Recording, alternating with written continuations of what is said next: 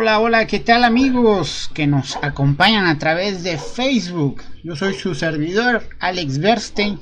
Sean bienvenidos como siempre, es para mí un placer invitarlos y que nos acompañen en este super programa que es El Zorro que Enseña.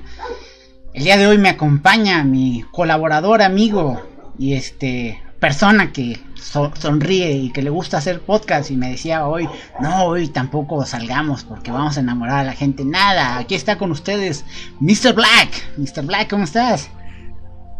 Muy bien, Alex, muy bien. ¿Qué tal? Chileado después de esa presentación. Pues sí, vamos a ser personalidades de internet. Así debe ser. Un gran gusto de saludarles y también a nuestro estimado auditorio que nos está viendo ahora o que se conectará posteriormente. Pero todo bien, aquí andamos, como debe de ser. Excelente. Y bueno, como pueden ver en el lado superior derecho de su pantalla tenemos nuevamente a la licenciada Carla Yasmín Escobar Domínguez. Licenciada, buenas tardes, ¿cómo está? Buenas tardes, bien, muy contenta de compartir este avance de este trabajo. Pues la investigación es larga, un poco tortuosa, pero compartirlo siempre es muy satisfactorio. Así debe ser. Y bueno, como ya habrán visto, y si no han visto, déjenme se los digo. Hoy estamos en El Zorro que Piensa con los derechos reproductivos en Chiapas. Específicamente, que enseña. Se me olvida, es que hace rato estaba yo grabando en mi otro programa.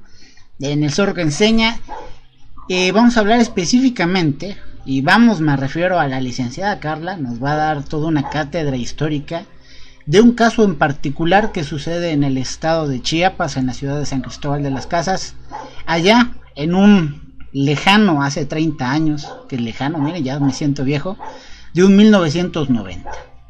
Así que, para que nos vaya adentrando a este contexto histórico y podamos escudriñar todo perfectamente, le dejo el micrófono a la licenciada Carla Yasmín Escobar. La escuchamos con toda atención. Bueno, pues como siempre voy a contarles cómo es que surge la idea de investigar este tema, pues porque los temas no salen por generación espontánea, siempre hay como motivaciones. Esta investigación la inicié en quinto semestre de la licenciatura, como un interés por hacer la tesis de licenciatura con este tema. Sin embargo, también hubo como muy poco material al que tuve acceso y tampoco había como mucha bibliografía con la que yo pudiera pues la documentar. Entonces eso lo hacía difícil, porque una tesis de licenciatura pues es bastante sencilla, es un primer ejercicio de investigación. No tenemos como las herramientas para analizar como sin tantas bases la documentación. Así que pausé el proyecto y realicé la tesis de licenciatura sobre otro tema, cambios y continuidades en las fiestas religiosas en Chiapas. Fue también bastante interesante cómo estas descripciones de las fiestas religiosas católicas puras, podríamos decir, ¿no? En España, no puras, sino como pues con otras características, y luego el análisis de cómo se hacían las fiestas acá, muy distinto, bastante, un asunto de sincretismo muy intenso. Entonces dejé como muchísimo tiempo esta investigación. Después, en 2018, empecé a tomar un diplomado en la UNAM de metodología de la investigación socioantropológica. Apliqué con temas sobre conflictos por tierra en el municipio de Venustiano Carranza, pero después una tiene que volver a los temas que en realidad nos interesan, así que volví al tema del aborto, al tema de los derechos sexuales y reproductivos, y lo propuse como tema de investigación para la tesis de maestría. La tesis es más bien no solo esta parte histórica del conflicto en 1990, este es el primer capítulo. En sí la tesis trata sobre las acompañantes de mujeres en situación de aborto, es decir,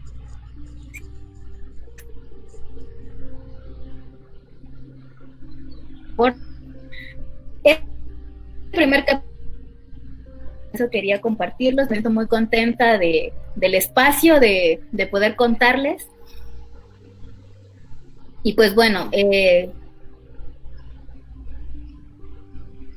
tenemos que situarnos problemas de métodos anticonceptivos, embarazo no deseado, de embarazo adolescente. Y en 1990 no solamente estaba esta problemática, habían otras, muchas más, y luego saldrían a la luz hasta 1994 con el levantamiento zapatista de liberación nacional, es decir, todo un grupos indígenas enormes con muchísimas necesidades específicas que eran pues relegadas y olvidadas por el Estado. En verdad no les interesaba absolutamente a nadie resolver problemáticas para las mujeres. Estas mujeres de pueblos originarios eran de unos procesos un poco turbios en Chiapas y no en toda los otros países como la India, donde organizaciones e instituciones estadounidenses y de otros países implementaban políticas antinatalistas, que no solamente eran políticas antinatalistas, o sea, las políticas antinatalistas son buenas, educar a las mujeres, educar a la población, tener también esta idea de que la maternidad es una elección y no una imposición o una obligación, es muy importante. Sin embargo, estos proyectos antinatalistas no se trataban de esto, eran proyectos antinatalistas de esterilización forzada. Entonces, para 1990 el estado de Chiapas tenía estos problemas muy marcados. O sea, somos un estado con todos los estados con mayor población de pueblos originarios y profunda y horrible y asquerosamente racista. Entonces estaban como estos dos grandes grupos, la gente de la ciudad, que no tiene como ni idea de lo que pasa en las comunidades, y los pueblos indígenas que no tenían ningún tipo de visibilidad. O si la tenían eran como apagados, así como un asunto porfirista un poco raro.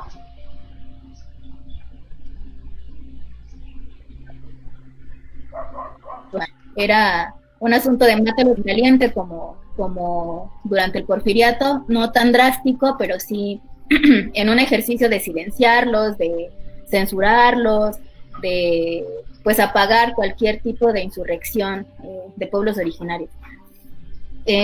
Dentro de estas necesidades de los pueblos originarios estaban la alta tasa de natalidad, la muerte materna,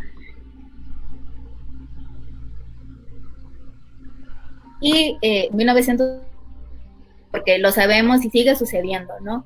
Cuando la violencia atraviesa a la gente pobre, a la gente desprotegida, nunca sucede absolutamente nada. Tiene que tocar fibras sensibles la gente de clase media, las mujeres preparadas, las mujeres formadas, para que una problemática tenga peso.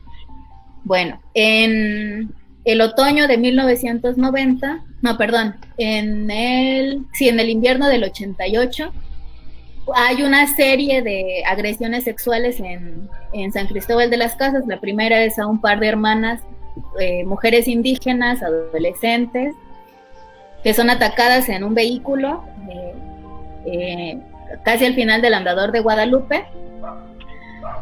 Y estas chicas denuncian la agresión que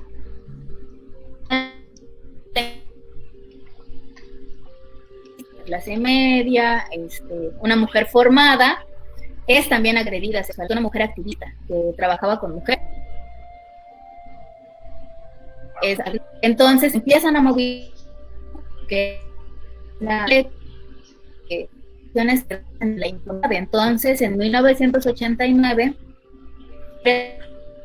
apenas empezaba a integrarse, llevaban aproximadamente un año y medio trabajando en San Cristóbal.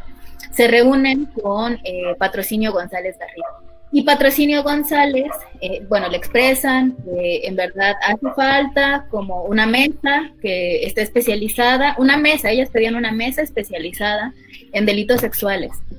Y que que las agresiones se diera seguimiento, que en verdad hubiese acceso a la justicia para las mujeres.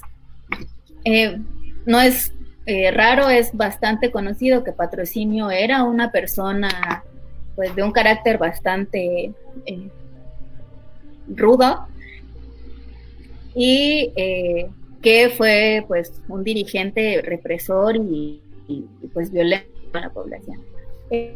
Entonces, estas mujeres, Marta Figueroa, Laura Miranda, Graciela Frelmuth, van con Patrocinio y le plantean: están quedando en la impunidad y necesitamos una mesa. Y Patrocinio, con el poder que le confería el gobernador en ese momento, comenta que si a ellas no les gusta cómo las tratan en la fiscalía, pues que él abre una nueva fiscalía especial y especializada en delitos sexuales. Es decir, en ese momento nombró a Marta Figueroa Mier, que es un bastión para el feminismo chiapaneco. Es una mujer que tiene una trayectoria admirable, es una maestra para muchos. Fiscal de la fiscalía especial y especializada en delitos sexuales. Laura Miranda es nombrada la médico legista, y Freyermuth empieza a apoyar a Laura Miranda en los peritajes médicos.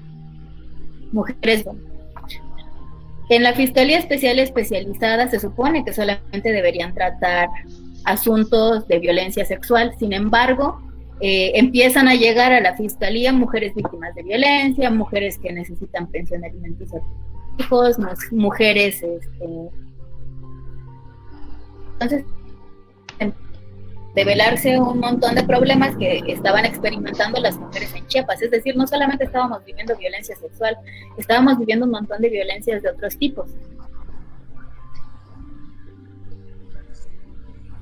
Muchas de estas mujeres deben intervención en comunidades, y estas mujeres, en su experiencia en las comunidades con otras mujeres de pueblos originarios, se dan cuenta de que uno de los más grandes problemas que tiene el Estado es la mortalidad materna y la mortalidad infantil. Entonces, en 1990, en octubre de 1990, no hay todavía un consenso de quién inició, quién solicitó la reforma de un artículo del Código Penal. Ahora no recuerdo cuál es el artículo, es el 130 y algo, donde se agregaba dos nuevas causales de interrupción legal del embarazo. Este asunto, esta modificación al artículo del Código Penal se tomó como si fuera una despenalización, pero en verdad no era una despenalización. Una despenalización, como comentábamos en el programa pasado en el que participé, una despenalización es sacar el delito de aborto del Código Penal. Esto no tenía nada que ver, solamente se iban a agregar dos nuevas causales, que eran la causal de planificación familiar y la causal socioeconómica. Era una cosa de más o menos para la causal de planificación familiar era para mujeres casadas, y la causal de socioeconómica era como para mujeres solteras.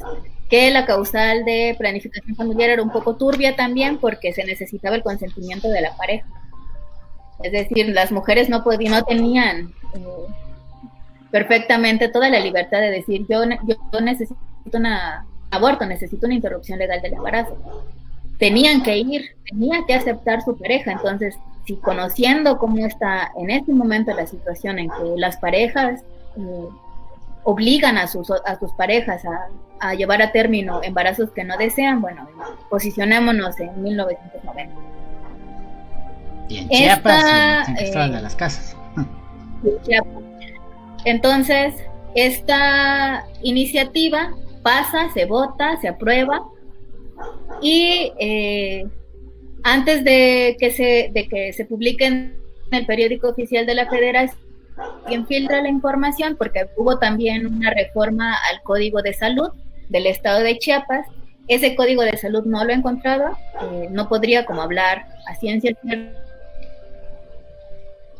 Comentaba la maestra Marta Figueroa en la entrevista que realicé para mi tesis, es que este código de casi legal. Entonces, bueno, estamos en una situación en la que las mujeres Carla, problemas de muerte materna y muerte infantil. ¿Nos puedes repetir otra vez? Es que todavía tienes un poco de desfase con tu línea, porque en tu zona llovió y sigue, de repente te perdemos. ¿Nos repites esta última parte? Ok, perfecto. Se dan cuenta de que las mujeres en Chiapas tienen un montón de problemas que resolver y aparece esta reforma, dispara un montón de respuesta de los grupos antiderechos. Viene Serrano Limón al estado de Chiapas, Becerzuelo. Hay un montón de prensa donde se dice que en el estado de Chiapas matan a los neonatos, que en el estado de Chiapas matan a los inocentes, matan a los no nacidos, como toda esta propaganda escandalosa de los grupos antiderechos. Ante esta respuesta, los grupos de mujeres organizadas tienen que responder y salir y dar como respuesta. También empezó a cuestionarse a Patrocinio González. Para entonces, la Fiscalía Especial y Especializada tenía un año y medio más o menos. Entonces, durante un simposio de medicina alternativa en San Cristóbal, en Ecosur, me parece, se le realiza una entrevista a Patrocinio y se le pregunta que de dónde había salido la iniciativa de despenalizar el aborto en el estado de Chiapas, y Patrocinio dice, bueno, fue solicitud de un grupo de mujeres organizadas de San Cristóbal de las Casas. El único grupo de mujeres organizadas en San Cristóbal de las Casas era el grupo de mujeres de San Cristóbal, y ellas no habían realizado la solicitud. Esto me lo confirmó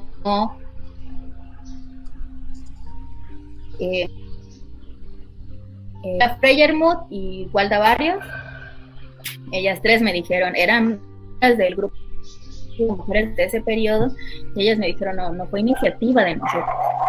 Entonces, otra respuesta, y como un montón de actores, tenemos que situarlos. Entonces están las mujeres organizadas del centro del país, que también tenemos aquí dos contextos muy, muy, muy distintos. Está el gobierno del estado de Chiapas, el Congreso del estado de Chiapas, que fue fuertemente atacado por los grupos antiderechos. Hay una cantidad enorme de cartas de grupos de oración, donde son cartas firmadas que tienen una sola leyenda, ¿no? Yo digo no al aborto, yo no acepto la legalización del aborto, y son miles y miles y miles de cartas. O sea, son paquetes de este tamaño de cartas, y también hay algunas otras donde se aplaude la iniciativa de despenalización. Hay también un grupo el grupo chiapaneco en defensa de la vida. Este grupo chiapaneco en defensa de la vida, el año pasado comentábamos con algunas compañeras de El Salvador que tuvo alguna incidencia en las políticas que se implementaron en Centroamérica, en Guatemala y en El Salvador, donde no estaba penalizado. De hecho, ni siquiera se contemplaba en los códigos penales, y después de estas situaciones en Chiapas, tienen influencia en Centroamérica desde la guerrilla, con toda esta inestabilidad política y social, y se penaliza el aborto, y se penaliza, por ejemplo, en Guatemala y en El Salvador está penalizado bajo cualquier circunstancia, las pueden abortar. Me parece que en Guatemala empieza a ser un poco más flexible la ley, pero en El Salvador sigue sucediendo que mujeres que atraviesan por abortos espontáneos, o sea, abortos que no son provocados, van a la cárcel.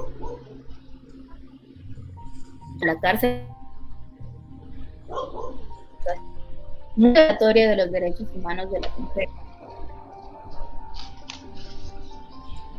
En las circunstancias, los antisubel tiene que salir y tiene que declarar.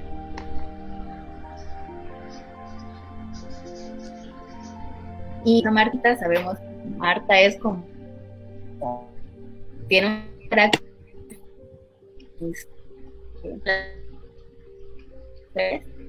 y ella comenta, o sea,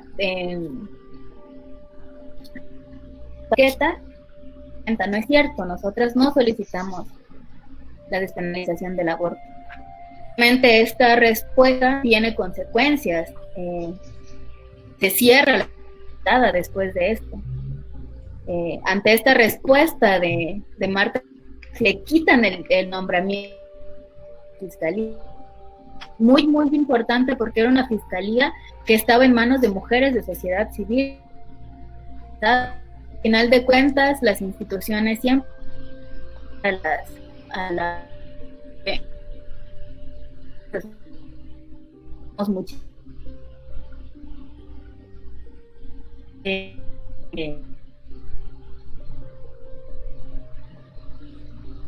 no las revisamos. Sí, se pierde. Perdón, se pierde Carla, un poco tu voz, está Carla. perdiendo nuevamente. Dejó mermada un poco la lluvia tu red de internet. En efecto. Se va cortando.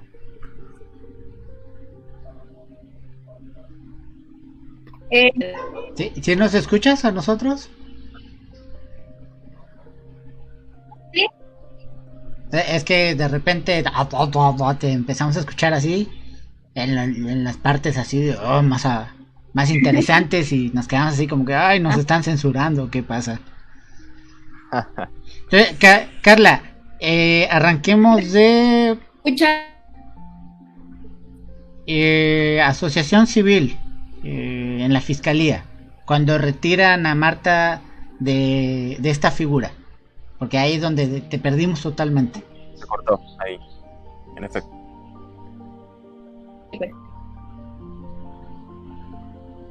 Es especial característica. De hecho, tenemos que recordar nivel en el 89 porque ya ha habido de violencia sexual. Sigo teniendo problemas. No se distingue, se está cortando mucho. ¿Te pasó lo mismo, Alex? Sí, no te escuchamos bien, Carla. ¿Por qué no reiniciamos la conexión con Carla? Sí, ¿sabes qué? Voy a pedirle a mi clan que me la envíe a WhatsApp para que yo la tenga en llamada en WhatsApp y la podamos escuchar bien, porque me interesa mucho que el público le escuche a Carla. Claro. Es que te perdemos, Carla, te perdemos mucho. Entonces, le pido a mi clan que me envíe el contacto de Carla por WhatsApp, su número, para que por acá le haga una llamada y no la perdamos. Y podamos transmitir desde ahí, claro.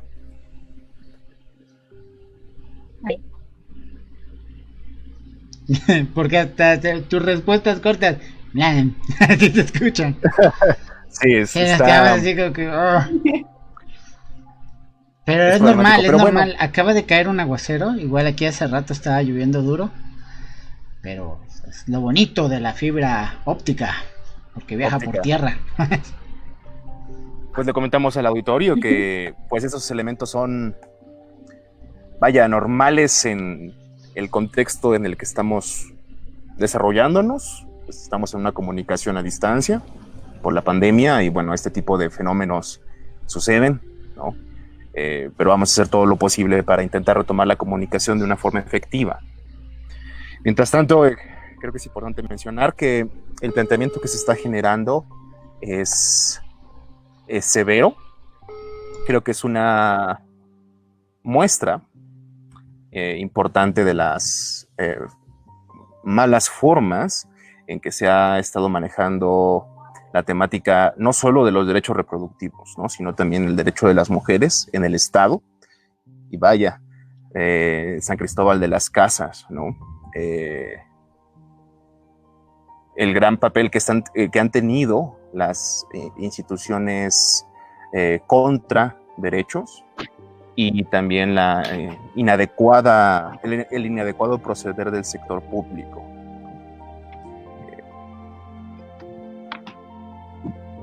Ok. Bien. Bueno, estamos esperando necesariamente que se reconecte la llamada. ¿Cómo ves, Alex, esta coyuntura histórica que nos presenta Carla? ¿Cómo la analizas? Creo que venimos saliendo de un término en los últimos programas lamentable. Entonces, estamos hablando de hace 30 años y, hombre, no hemos avanzado gran cosa. O sea, sí. O sea, las organizaciones civiles siguen en la lucha de derechos. La organización civil sigue pidiéndole a la institución, oye, ponte a hacer tu trabajo. De hecho, hace poco comentaba con las 4 líneas que son de defensa de la mujer lesbiana, del movimiento LGBT, que sí, ¿quién sigue pidiendo, quién sigue proclamándose, quién sigue haciendo recomendaciones, quién sigue levantando la mano y diciendo, oye, está pasando esto, los observatorios están dando estas cifras, se está haciendo caso nulo? Entonces, todo esto lo sigue haciendo los mismos 5 grupos civiles y no es posible. Hola, Carla, ¿me escuchas? Hola. Perfectísimo. Sí, te escucho perfecto. Sí, mejor. No es necesario que estés en mute o demás. Si te sientes cómodo así, te escuchamos. Si no, nos enfocamos en la llamada de telefónica. Ok. Entonces bueno, voy a... si empieza como a perderse, me desconectan. Sí, si quieres desconéctate en Meet para que tengas más capacidad de velocidad. internet, más velocidad. ¿Sale? No hay problema. Listo. Entonces, seguimos con la licenciada Carla, que nos está explicando el contexto tortuoso que tiene Chiapas en cuanto a esta situación de los derechos reproductivos de la mujer. Carla, te escucha nuestro auditorio. Ok, bueno, nos habíamos quedado en que era muy interesante que la Fiscalía Especial y Especializada en Atención a Víctimas de Violencia Sexual en el Estado fue la primer Fiscalía Especial y Especializada a nivel nacional. 15 días después del nombramiento de Marta Figueroa se inauguran las mesas especiales y especializadas, primero en 15 y luego en 30 alcaldías de la Ciudad de México. Esta reunión donde Marta Figueroa es nombrada en sí no tenía la intención de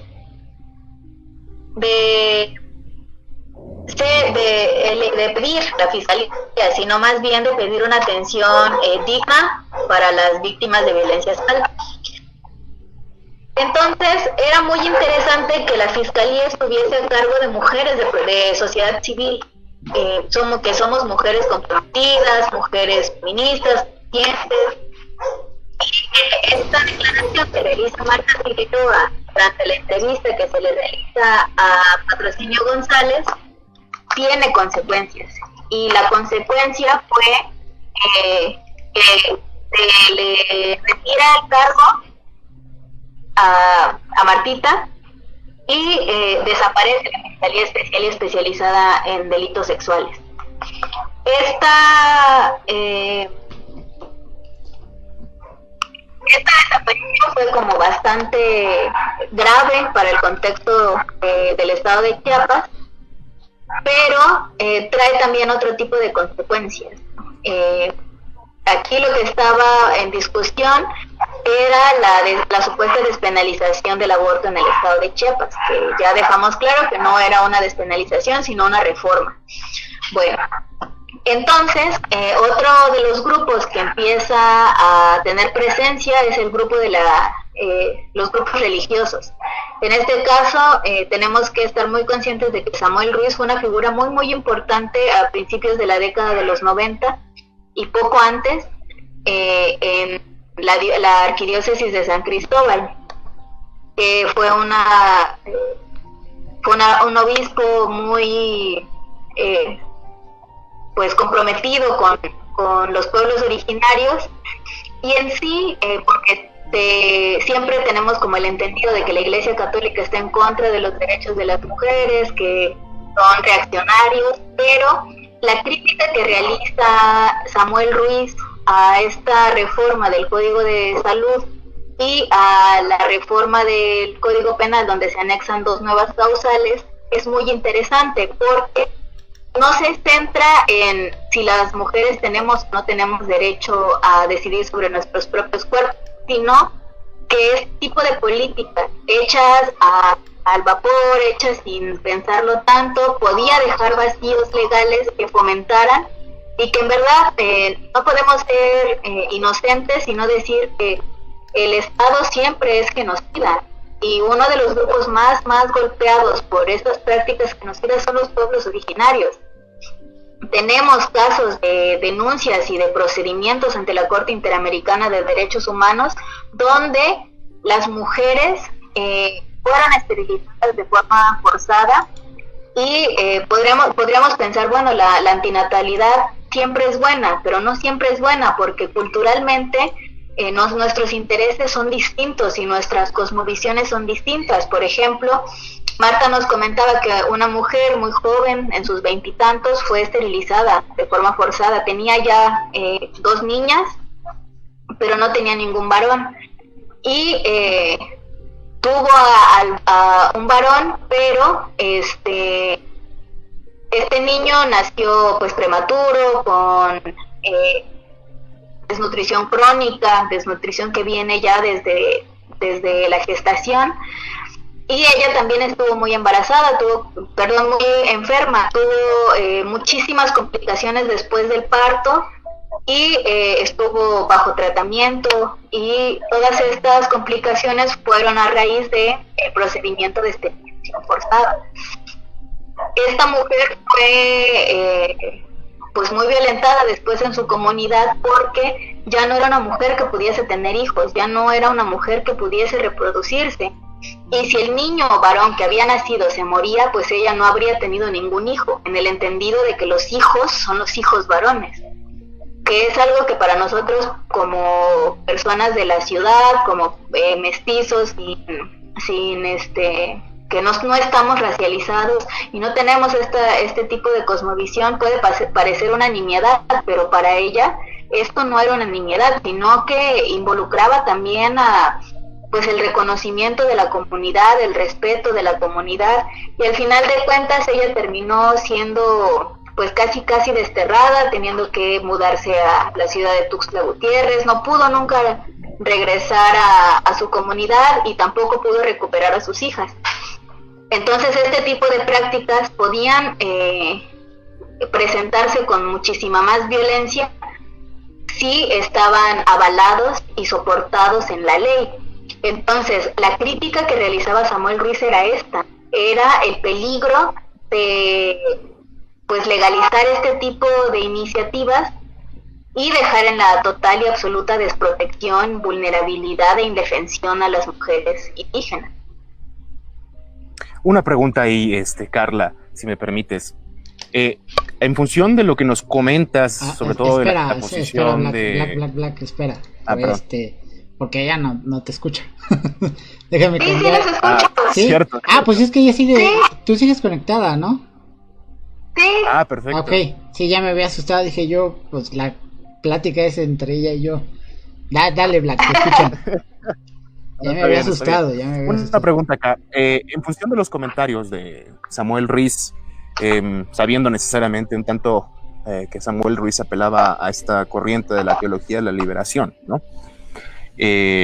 Muy enfocada hacia ese tipo de fenómenos. Ahora sí no los escucho. Pero sí, la pregunta en concreto es si en función de los comentarios de Samuel Ruiz y la posición que toma la Arquidiócesis de San Cristóbal, no se puede distinguir un cisma entre la posición de la Iglesia Católica a nivel nacional y la Arquidiócesis en San Cristóbal, puesto que pareciera ser que hubo intervención de estos grupos religiosos en un sentido contrapuesto. ¿Sí escuchabas, Carla, aún? No, okay, a ti te escucho, pero... Sí, es que a Black no lo vas a escuchar. A ver, Black, ahí te escuchamos los dos. Bien. Repito, la pregunta es si en función de la posición de Samuel Ruiz no se distingue un cisma una división en la Iglesia Católica Mexicana, atendiendo a la noción de que pareciera ser que hay una contradicción entre los planteamientos de la arquidiócesis de San Cristóbal y la intervención de grupos religiosos católicos, porque estos plantean argumentos que se contraponen. ¿No se manifiesta ahí una diferencia?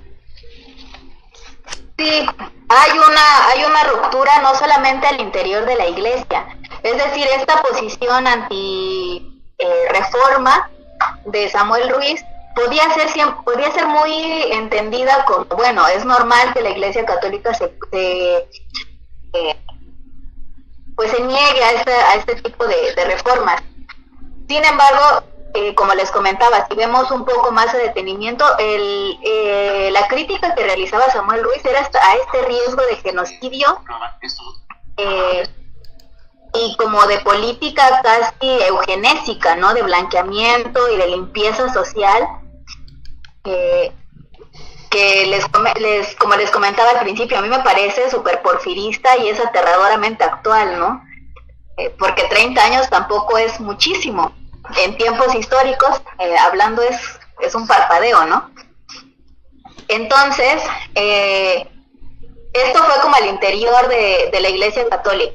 No hubo como tanto problema, pero al interior de la organización de mujeres sí hubo muchísimo problema, porque gran parte de las mujeres organizadas, es decir, habían mujeres indígenas organizadas, mujeres urbanas organizadas y mujeres católicas y urbanas que también estaban organizadas y que formaban grupos amplios de mujeres en Chiapas. Esto era una propuesta y un proyecto que tenía el grupo de mujeres de San Cristóbal, articularse con otros grupos de mujeres y construir un grupo amplio de mujeres. Esta reforma de 1990 llega a romper con este deseo y con este proyecto. ¿Y por qué sucede esto? Bueno, porque las mujeres católicas evidentemente no iban a defender esta reforma, pues obviamente porque iba en contra de sus ideales religiosos, de su fe, y mujeres indígenas que en verdad tenían muchísimas otras necesidades.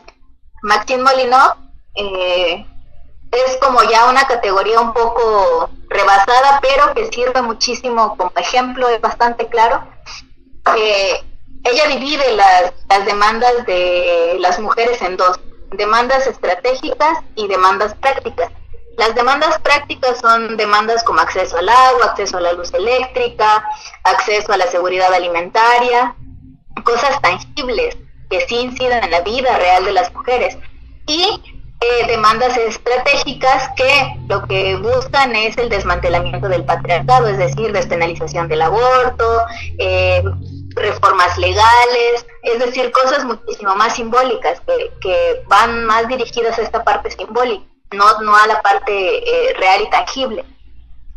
Entonces, las mujeres indígenas, evidentemente, como el contexto lo marca y como aún sigue sucediendo, las demandas de estas mujeres eran demandas prácticas, demandas que necesitaban resolver de forma urgente y que no iban a perder tiempo, esfuerzo y energía en defender una iniciativa o una reforma que en verdad no abonaba a mejorar sus condiciones de vida, porque las mujeres indígenas eran las más golpeadas por la problemática de la muerte materna y de la muerte infantil, y todavía sigue sucediendo. El estado de Chiapas tiene uno de los más altos índices de mortalidad materna y de mortalidad infantil, que sigue siendo vergonzoso que en 2020 sigamos teniendo este tipo de problemas. Entonces, lo que sucede es que se fragmenta, y las mujeres urbanas también tenían como este conflicto de no vamos a perder tiempo defendiendo una iniciativa que no abona a estas problemáticas que ya hemos identificado siendo miembros de la Fiscalía Especial y Especializada. Entonces, hay también, son como un montón de fracturas que empiezan a haber en esta coyuntura, porque también hay una división entre los feminismos del centro del país y los feminismos y el feminismo chiapaneco, que estamos hablando de dos contextos abismalmente distintos. Entonces, las mujeres en Chiapas decían, bueno, necesitamos trabajar en muerte materna, y las mujeres las feministas del centro del país decían, bueno, nosotras llevamos décadas, llevamos 20 años peleando por la despenalización del aborto, que es uno de los ejes que se convierte en uno de los ejes del feminismo en 1970, y con el lema de lo personal es político, llevar el asunto del cuerpo y los afectos al terreno político. Y entonces empiezan a criticar a las mujeres de Chiapas, bueno, ¿por qué están rechazando algo que a nosotras pues estaríamos felices por tener, ¿no? Pero no estaban entendiendo esta diferencia de contexto, de que aquí teníamos mujeres que no podían tener acceso a servicios de salud, que lo primero, nuestra demanda más urgente, más que la despenalización del aborto, era que las mujeres tuvieran seguridad social, que las mujeres tuvieran atención médica durante el embarazo, el parto y el puerperio, y no iban a detenerse y a modificar por completo su dinámica de trabajo por esta modificación. Hubo muchísimos reclamos hacia las activistas chiapanecas por parte de activistas del centro del país. De hecho, Marta Lamas tuvo un conflicto con Marta Figueroa. Se le reclamó a Marta Figueroa y a otras feministas del Estado esta situación, ¿no? Que se rechazara la despenalización del aborto. Pero ya entendimos, no era una despenalización del aborto y el contexto ameritaba otras demandas. Ameritaba dedicar el tiempo, el esfuerzo y las energías en otras demandas, en demandas reales que en verdad protegieran en ese momento la salud y la vida de las mujeres, porque la despenalización también protege la salud y la vida de las mujeres, pero no podemos brincar no tenemos acceso ni siquiera a partos dignos y queremos abortos dignos, ¿no? Entonces son cambios, también son asuntos simbólicos, ¿no? Sí, aún otro de los lemas del feminismo es que las mujeres que abortan merecen los mismos cuidados que las mujeres que dan a luz. Y entonces, si ni siquiera te puede dar trato digno a las mujeres que dan a luz, ¿qué podían esperar las mujeres que fueran a abortar? Entonces, primero teníamos que trabajar en esta parte, centrarnos en esta parte, garantizar el acceso a los servicios médicos de las mujeres y después podíamos hablar de despenalización del aborto. ¿Podemos hacer una pregunta aquí? Ajá. Si me permites. Pero ¿no hubiera sido adecuado aprovechar la inercia política social que estaba trayendo consigo la idea de la despenalización, por supuesto, y establecerlo como un proceso inacabado y que llevara necesariamente a la atención de las necesidades inmediatas? A lo que me refiero es no plantearse bajo una perspectiva estricta en un elemento entre causal y efecto o elemento previo y posterior, sino aprovechar la coyuntura política y la inercia política para poder haber desarrollado uno de los postulados y planteamientos que siguen siendo problemáticos hasta nuestros días. Sí, se aprovechó. De hecho, hubo varias reuniones. Se crea el Grupo por la Maternidad Voluntaria, que después esta metodología del grupo se replica en varios estados de la República cuando se trata de proyectos por la despenalización, pero entendemos en el entendido de que hacer una solicitud de despenalización no solamente implica que se vote, que se apruebe y ya, ¿no? Implica toda esta parte, la respuesta de los grupos antiderechos, como lo vimos en la Ciudad de México en 2007, donde los grupos antiderechos inician una queja de anticonstitucionalidad ante la Suprema Corte de Justicia, que es descartada. Bueno, en Chiapas sucede exactamente lo mismo. Entonces era esto, que no éramos muy pocas, eran pocas mujeres, tomando como referencia las mujeres feministas organizadas y politizadas que vemos en el 2020, bueno, en 1990 eran muchísimas menos, eran muy pocas mujeres. Entonces, una agrupación y una organización tan incipiente no iba a soportar el golpeteo político, un golpeteo político tan fuerte como el que provocan este tipo de reformas. Estamos hablando de una despenalización de reformas. Así se entendió, aunque fuera una reforma causales legales. Entonces, sí la defendemos. Hacemos el grupo por la maternidad voluntaria, pero los grupos antiderechos envían una solicitud a la CNDH donde solicitan que se aclare si esta reforma atenta contra los derechos humanos del no nacido. Este asunto de los derechos humanos del no nacido es una discusión que tiene décadas, que está inacabada, pero que cada vez va dando más sentido a esto de, la vida humana, todo nuestro cuerpo, cada célula de nuestro cuerpo es vida humana. Pero eso no quiere decir que seamos personas. Somos personas cuando somos completamente independientes de nuestras madres. Es decir, un producto que nace, que puede respirar por sí mismo, que su corazón late, que su organismo es funcional y que puede sobrevivir, es una persona. Pero mientras esté adherido al cuerpo de la gestante y no sea capaz de sobrevivir fuera del vientre, no es una persona. Esto tiene como muchísimas acepciones, muchísimas. Por ejemplo, desde la perspectiva de Católicas por el Derecho a Decidir, hay vida humana en acto y vida humana en potencia. Las mujeres embarazadas que atraviesan embarazos no deseados son vida humana en acto. Estamos vivas, somos personas. Tenemos sentimientos, tenemos proyectos, sentimos.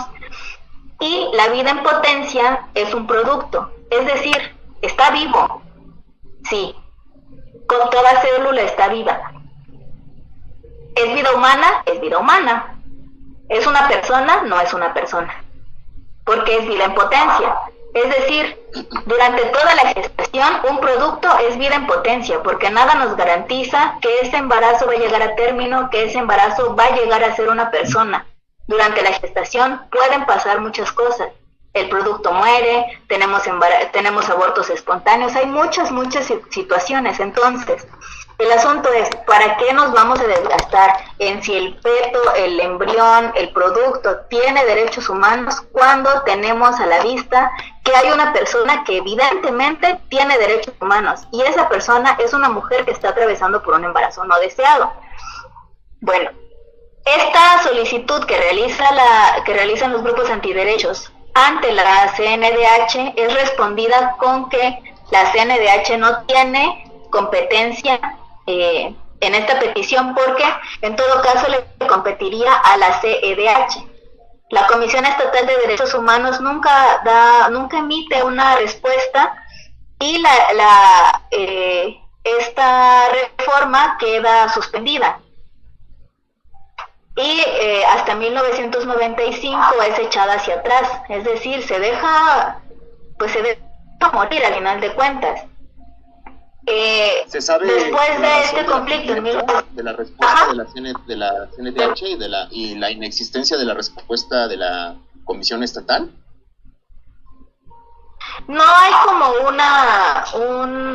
una respuesta que yo haya encontrado en el archivo que sea oficial y que yo pueda replicar, pero pues evidentemente siempre podemos hacer suposiciones. Yo supongo que fue un asunto de protegerse, ¿no? La institución se protege al final de cuentas. Era difícil emitir una declaración, es decir, que la Comisión Estatal de Derechos Humanos dijera sí viola los derechos humanos del no nacido, o sí o no viola los derechos humanos del no nacido. Hubiesen dado una respuesta o hubiesen dado la otra respuesta, esa respuesta iba a tener consecuencias. E iba a tener consecuencias favorables por una parte y consecuencias muy desfavorables por otra parte, cualquiera de las dos. Entonces, guardar silencio me parece que fue una estrategia política. Claro, totalmente. Las instituciones son listas, yo creo que son los espacios más estratégicos, totalmente políticos, al final del día. La institución pues protege los bienes de ciertas personas y del Estado. A veces se olvida del ciudadano como tal. Y omitir respuesta como tal siempre es así como que es que no sabíamos qué decir en el momento. Y otra vez nos referimos a esto que has mencionado claramente y que le debe quedar claro a nuestro público. Estamos hablando de un contexto histórico, estamos hablando y retomando del atrás de 1990. Yo les decía aquí de broma, yo tenía apenas ni 30 días de haber nacido y Chiapas estaba envuelto en una situación. Lo que yo no entiendo, y qué bueno que hace alusión a esto la licenciada, de en qué parte del archivo histórico esté, es por qué se maneja esta situación de despenalización. Porque yo así lo encontré, yo le mencionaba a Carla antes de que empezáramos, le digo, licenciada, fíjese, yo encontré escaneado la noticia por parte de un contacto, porque hacía alusión a esta situación de violencia que sufrieron mujeres en San Cristóbal, y donde se ve involucrado patrocinio, y donde ya se crea la fiscalía. Pero ¿por qué el titular es ese? A 30 años de la despenalización del aborto en Chiapas. O sea, cuando no es así, vendieron humo. En ese momento, ¿qué intenciones políticas tuvieron a favor de patrocinio, de quienes estuvieran en ciertos cargos de poder? Hay una falla por parte del periodista, que yo traigo de bajada desde hace ya unos años a los periodistas chiapanecos, porque se ven políticamente muy involucrados en ciertas líneas. Pero repito, la palabra yo creo que del mes, terrible, deleznable. Tragedia. Sí, en tragedia, perdón. La tragedia de la lucha de derechos. Esto que menciona la licenciada me mueve el piso bien feo. Este contraste de la feminista del centro del país dice, amiga chiapaneca, vamos a luchar por esto que me gustó el término, de la lucha de cuestiones prácticas y estratégicas. Entonces, en el centro ya estaban luchando por cuestiones estratégicas, ¿no? Lo simbólico, el nombre, el posicionamiento, cuando aquí la mujer chiapaneca lo que quería era, oye, pero yo no tengo acceso a la salud, ¿no? Este contraste de realidades. Tú me estás hablando de que quieres el título. No, a mí no me sirve el título. Yo quiero poder decidir por mí, poder estirar la mano y decir, es que yo pienso de tal manera, ¿no? Esta situación contractual creo que nos la explica de una manera magnífica nuestra invitada de hoy, la licenciada Carla, a la que pueden escuchar a través de mi teléfono, que bueno que hoy compré el nuevo micrófono, si no nos hubiéramos metido en un problemón. Mr. Black, ¿qué te parece si vamos dando un cierre? Sí, está bien, Alex, creo que espérame, pero antes de que Sí. de que arranques, licenciada, ¿algún punto, alguna situación en esta tragedia histórica y en este proceder histórico, tanto del movimiento feminista como de la lucha por los derechos reproductivos en Chiapas, que nos estemos brincando o que no estemos tocando? No, creo que tu pregunta de dónde están los documentos es muy importante, y como historiadora pecamos de positivistas a veces, pero es muy importante decir dónde están ubicados los documentos. Estos documentos los pueden encontrar, son públicos, están en el archivo legislativo del estado de Chiapas, y antes estaba en la Novena Norte. Ahora supongo que podrían buscarlo en Google Maps, porque me parece que se movió a la 15 Oriente y Tercera Sur, frente a los ómnibus Chiapas, estos camioncitos azules que van a San Cristóbal. Hay un archivo especial de aborto, así aparece en el catálogo. No es un archivo especial, es una caja de archivo que no está catalogada, que es difícil de consultar, pero es público. pueden ir, pueden revisar la documentación con cuidado, por favor, con todo el cuidado necesario, con guantes y bocas, para no maltratar los documentos.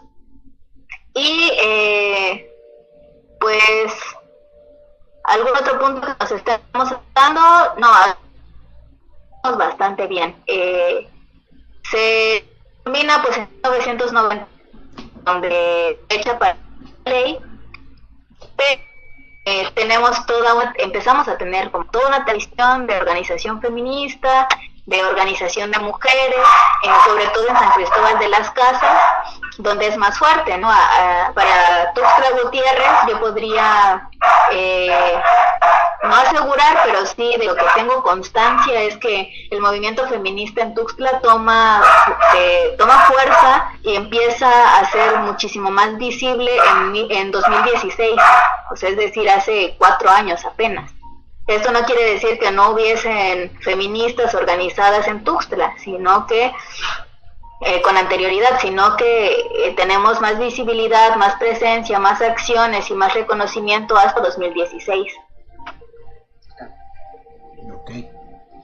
Bueno, esto puede derivarse porque en San Cristóbal es una comunidad donde no solo estamos hablando de mexicanos, argentinos, italianos, españoles, árabes, ¿no? Hay una línea cultural que se encuentra ahí, sobre todo cuando estamos hablando de europeos, y me atrevo a decir que de argentinos, porque de Argentina vienen muchas situaciones feministas duras, ¿no? Yo tengo contacto con varias amigas feministas que de repente me quieren ahorcar, les digo, pero es que tú me estás hablando de tu contexto, yo no vivo en Argentina, yo vivo en Chiapas, yo vivo en México, yo te estoy preguntando por tu contexto y tú ya me estás linchando, le digo, contextualízame, ¿no? Ya, hagamos el trabajo más fácil para difundir, pero hay muchas ideas fuertes, yo les reconozco eso, la influencia que han tenido en Latinoamérica, las argentinas ha sido de manera increíble.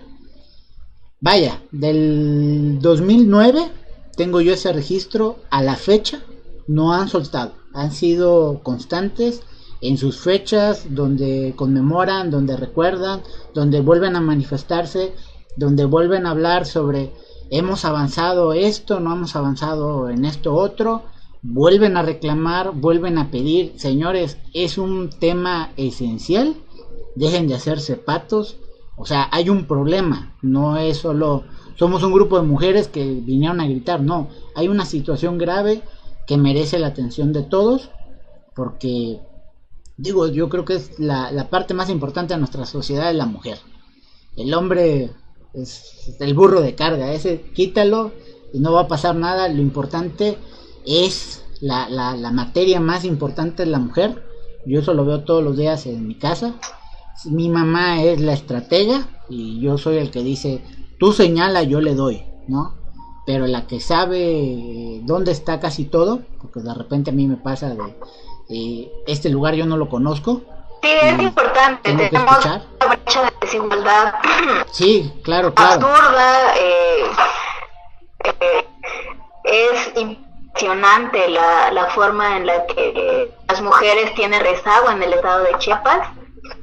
Pero pues es este asunto del feminismo interseccional, ¿no? Como mujeres organizadas, urbanas, porque yo no me aventuraría a hablar de las necesidades de otras mujeres en otros contextos porque no lo conozco. Y mi trabajo se centra históricamente, o sea, en el estudio histórico de la organización de las mujeres, pero en el ámbito urbano, que es lo que yo conozco, porque también soy una mujer urbana, ¿no? Claro. Pero también es importante tener esta conciencia de que no todas las mujeres tienen los privilegios que nosotras tenemos, no todas las mujeres tienen acceso a la educación, no todas las mujeres tienen los recursos necesarios para formarse. Hay muchísimo por hacer todavía en el estado de Chiapas. Claro. Entonces tenemos que trabajar Habla, sí, sobre muchísimas aristas, desde el fortalecimiento a la economía de las mujeres, a la corresponsabilidad dentro de las familias, el combate a la violencia contra las mujeres, el combate a la violencia feminicida. Entonces no es una brecha fácil de cerrar, es una brecha abismal, muy complicada, pero pues aquí estamos, como les comentaba en el programa pasado, seguimos trabajando para reducir esta brecha, y me parece también muy importante hacer el reconocimiento de las mujeres, de nuestras ancestras, ¿no? Las mujeres que han estado antes que nosotras, las mujeres que han tenido conquistas. Creo que es muy importante reconocer a Marta, a Laura Miranda, a Graciela Freyermuth, a Walda Barrios, a todas las mujeres que estuvieron involucradas en este proceso, que aunque no fue tan fructífero y tan benéfico para las mujeres, presentó un antecedente que tiene pues resultados. Eso es lo importante, ¿no? Tener como esta conciencia del devenir histórico, relacionar el pasado y el presente. Claro, es decir, sí, nosotros tuvimos esta situación en 1990 y en 2007 se conquista la despenalización en el estado, en la Ciudad de México.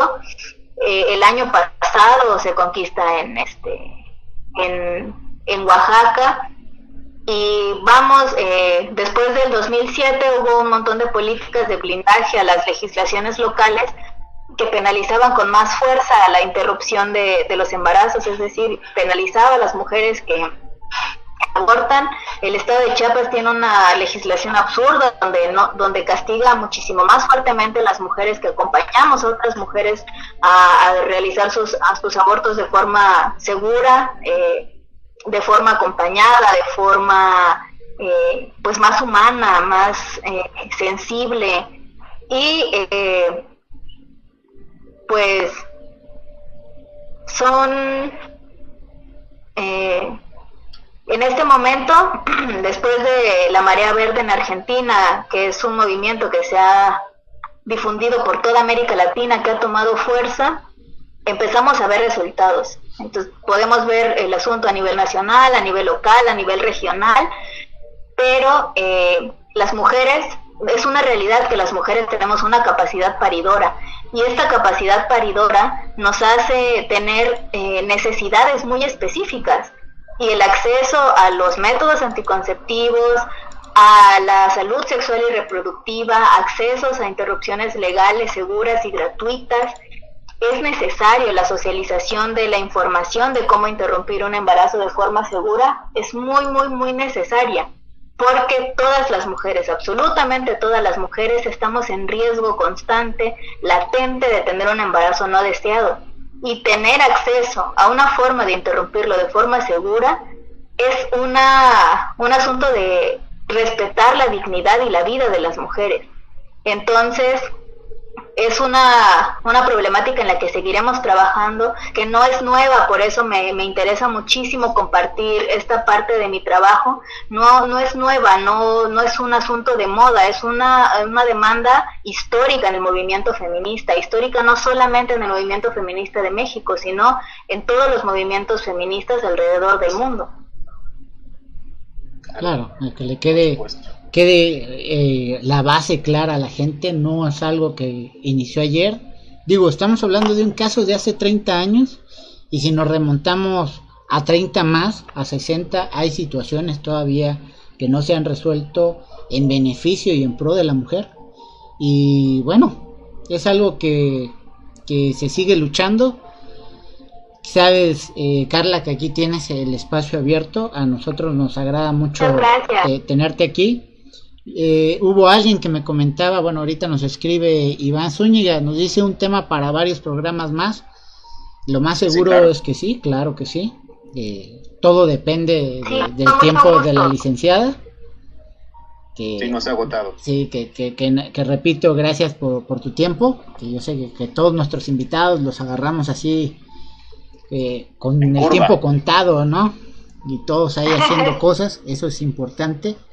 Creo que antes de que empecemos con nuestro cierre, Mr. Black, hay que recordarle al público, estamos hablando de un contexto, de un Chiapas, de un México, de una problemática y de una situación de hace 30 años, que a la fecha de hoy, hace unos meses, o más bien hace unas semanas, tuvimos la conversación de lo que sucede en Veracruz, de este retroceso, de esta lucha estratégica, me encantó esta palabra, para no decir simbólico, no, de esta lucha estratégica por dar este espacio a la mujer, este reconocimiento, esta disponibilidad de decisión que nos lleva a la siguiente lucha, a la lucha práctica, al tener su derecho a poder decidir, porque con esta explicación biológica que nos dio la licenciada en cuanto a qué es una persona, exacto, hasta que el producto no respire por sí mismo, no tenga esa capacidad propia de inhalar, exhalar, su corazón funcione y pueda consumir alimento vía oral, no sea por el cordón, no tiene este proceso de decir, pues es un individuo, no sigue siendo, como malamente dice Doctor House en su programa, pues eso es un parásito el que tiene usted en su cuerpo, cuídese mucho, y dices tú, ay, ¿cómo que un parásito? No, pues así está concebido, ¿no? En la medicina, tiene usted algo extraño que es parte de usted, pero incluso el sistema de defensa del cuerpo se activa. Claro, por eso los primeros 3 meses son tan duros. Y un comentario que me hizo alguien en Twitter, qué bueno que 2 hombres, le digo, no, qué bueno que 2 hombres estén dando el espacio. Yo creo que este espacio está construido más allá de que somos 2 caballeros los que llevamos la producción en cuanto a que nos ven y que hablamos. Este es un espacio para todos, no que somos hombres hablando de temas que no conocemos, no. De hecho ni hablamos, preguntamos para desdibujar esa mala idea que se tiene el día de hoy de la lucha reproductiva. Y así hemos estado hablando. Creo que la primera participación que tuvimos aquí de la licenciada Carla fue muy importante. Marcó el precedente para que tuviéramos el programa de hoy. Y marca el precedente para la vida. Claro, y que da una apertura importante. O sea, no es guasa, no es broma de parte nuestra de decirle a las mujeres que han participado aquí con nosotros que el micrófono está abierto para ellas, ¿no? Como este espacio, como habrán muchos más, pero nosotros estamos felices de que estén aquí con nosotros y pueden hablar con toda la libertad del mundo. No es que nosotros le estábamos truqueando ahí el sonido a la licenciada. Lo que pasa es que en la zona donde vive, nos acababa de decir, llovió muy fuerte, no sé con qué compañía tenga su internet, pero estaba teniendo latas. Y como lo que nos preocupa a nosotros, y a mí principalmente, es que escucharan este trabajo, porque es su trabajo, nos está compartiendo su trabajo personal, su tesis. Entonces, quiero darle la prioridad, que le escuchen, que comprendan que hay una cuestión histórica muy cabrona en Chiapas para la mujer, y que rescato esta situación que dice Carla, el contexto. Ella habla de la mujer urbana. Hay otro contexto más complicado, y lo he podido hablar con Tere Campos, a quien le mando un saludo, la mujer indígena, que es otro universo, hay otra situación, usos y costumbres y problemas también muy complejos para que la mujer diga, yo tengo oportunidad de eso, porque toda la vida me han dicho que no. Entonces, esto que dice Carla es increíble, recordarnos que es esta situación, ¿no? De personas. Se reconecta la llamada que tengo con Carla. Black, algo que nos aproxime al cierre. Sí, primero mi absoluto agradecimiento a Carla. Su participación ha sido muy valioso para nuestro espacio, y por supuesto tener entendido que también es su espacio y queda abierto para las siguientes contribuciones. El tema no se cierra, quedan muchos elementos todavía por comentar, ya sea para remontarnos aún más atrás o para visualizar algunos elementos de pronóstico en función de una evaluación estrictamente social, para ver qué nos depara, ¿no? Y ver también las dificultades a las cuales nos enfrentamos.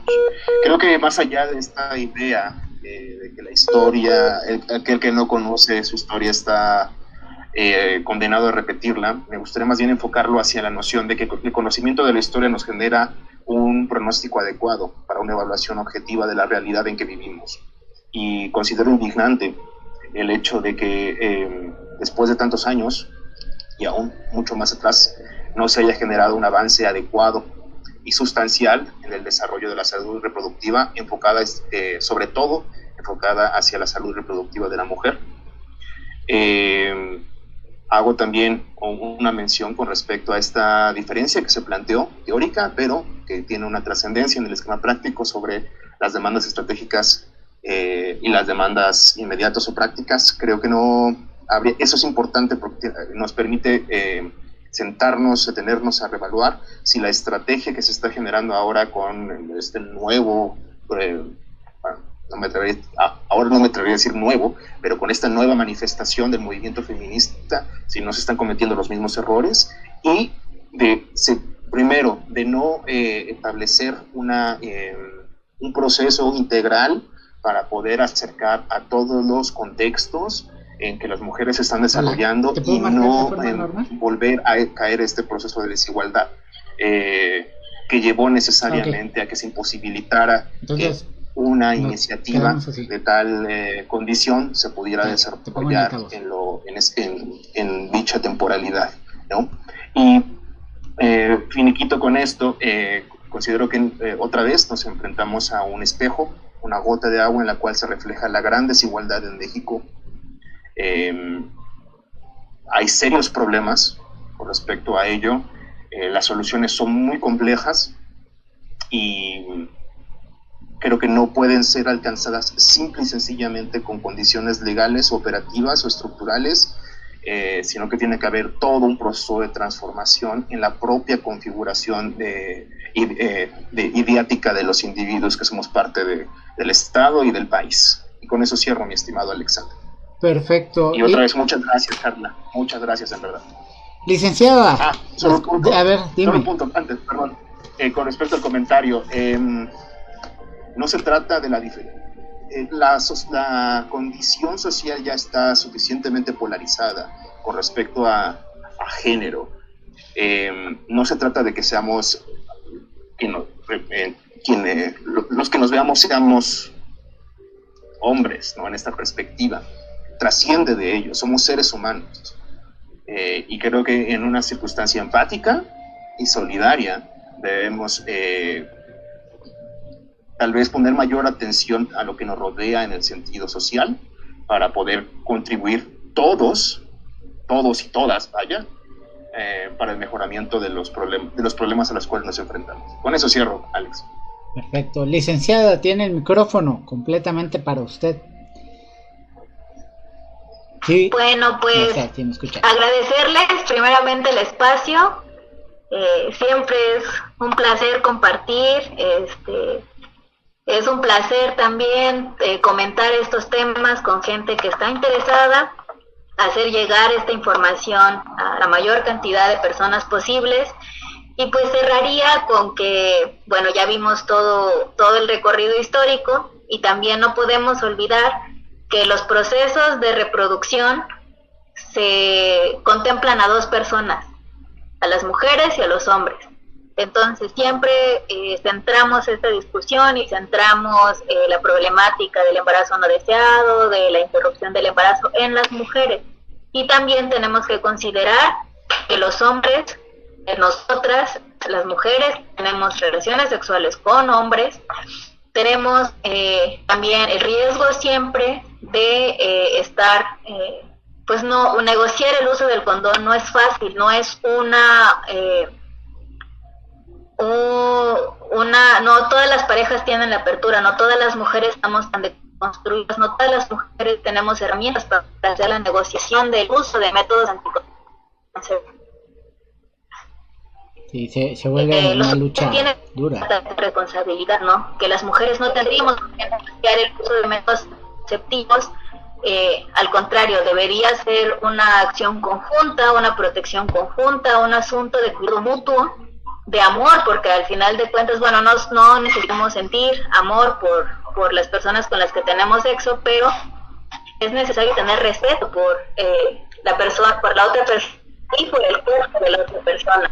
Entonces, pues es eso, que es necesario que las mujeres que sea legal, que sea una responsabilidad del Estado para con las mujeres, el darles la oportunidad darnos la oportunidad de tener abortos legales, seguros y gratuitos, porque es su responsabilidad, y que también nos quedemos pensando en esta parte, ¿no? La parte de la responsabilidad en la protección y el uso de métodos anticonceptivos en las relaciones heterosexuales.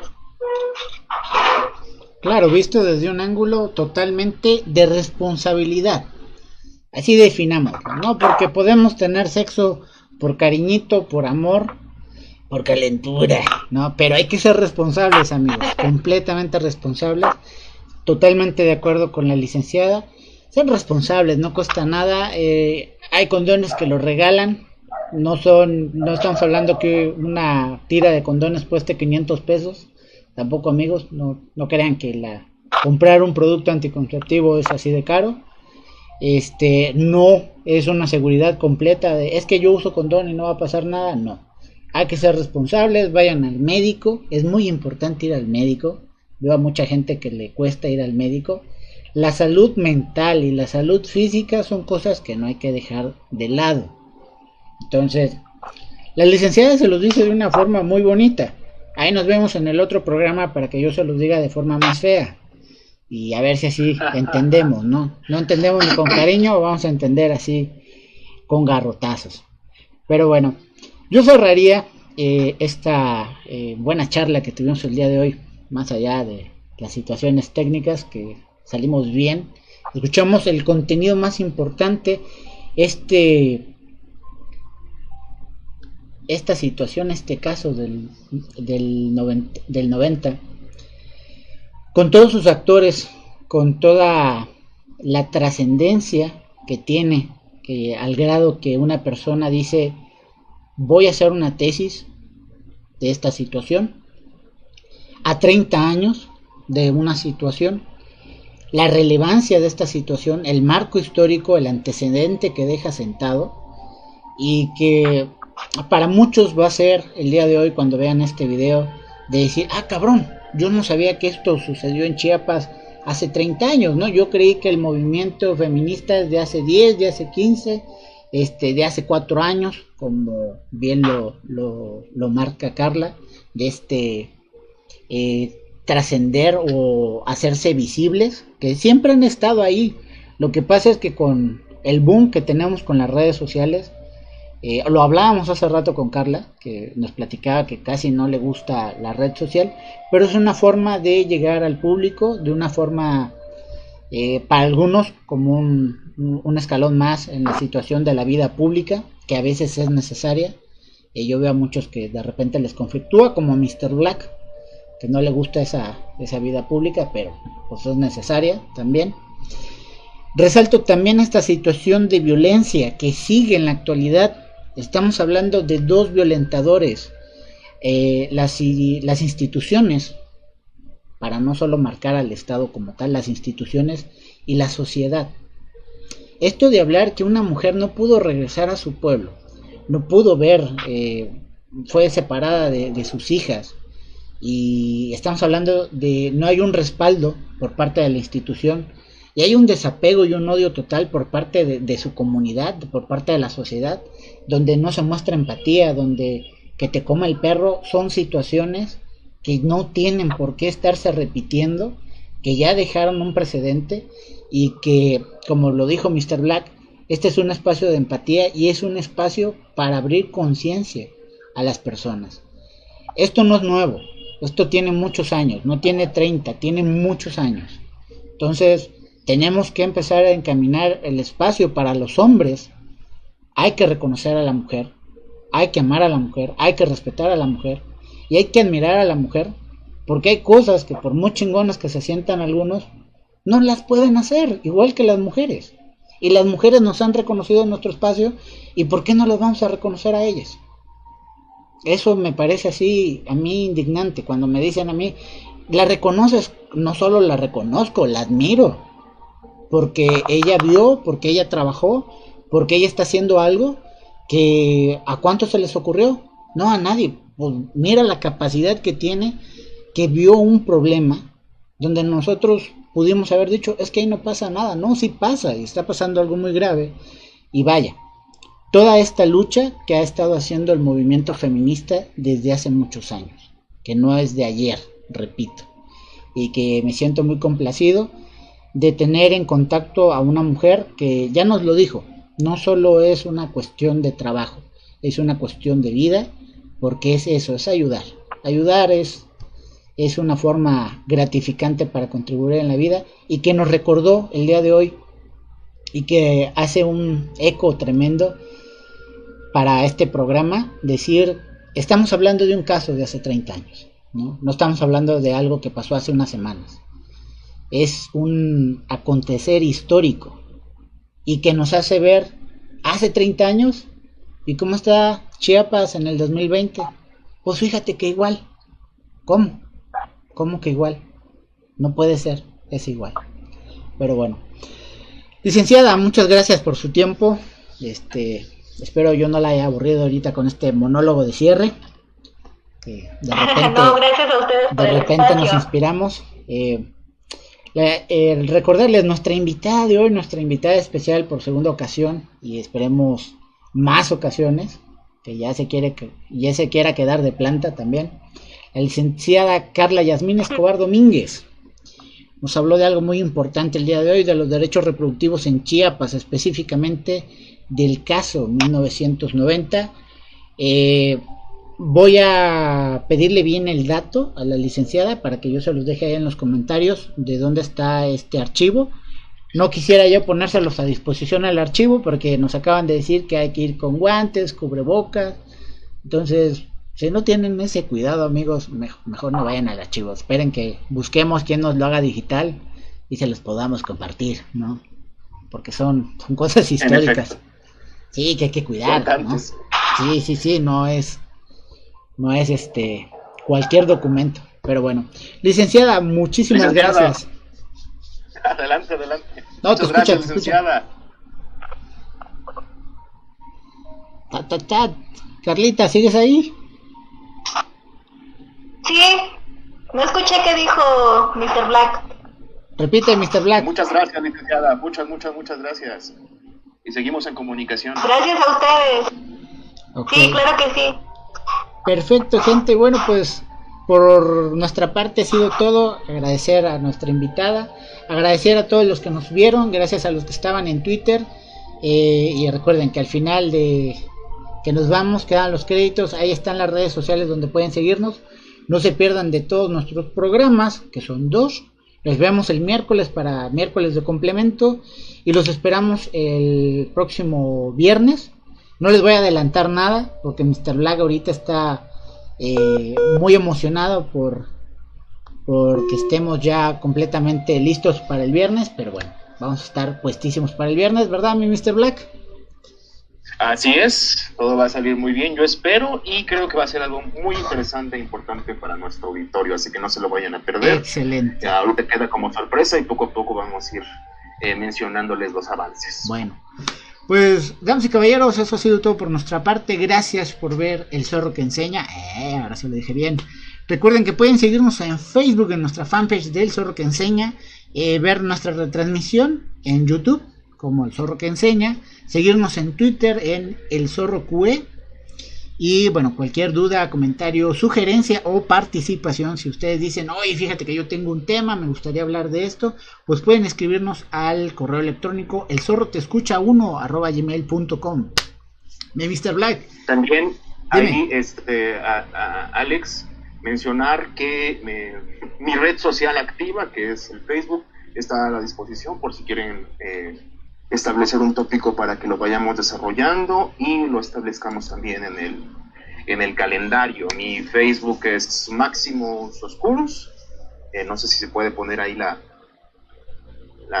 tengo que hacerlo liga para que puedan. porque no lo tengo, tenía el correo. Formalblackenemy@gmail.com. Sí, déjame volver a hacer el formato porque no lo tengo, no tengo puesto tu Facebook. Que me habías dicho que no vas a usar tu Facebook así. Por eso pensamos en el Gmail.